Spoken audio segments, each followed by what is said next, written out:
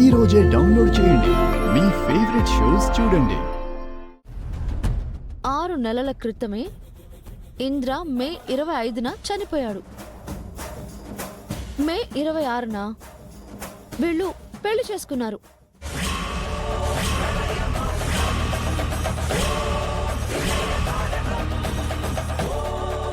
ఇంద్ర చావుని కన్ఫర్మ్ చేస్తూ army వాళ్ళిచ్చిన death certificate ఇది.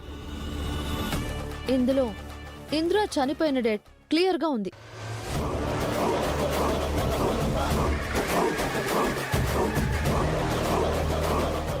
ఇంట్లో ఎవరైనా చనిపోతేనే ఏడాది వరకు ఎలాంటి శుభకార్యం చేయరు.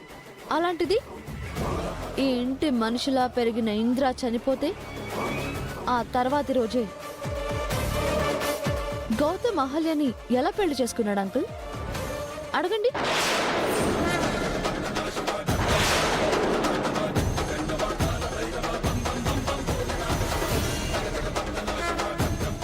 ఏంట్రా ఇది? తను చెప్పేది నిజమా?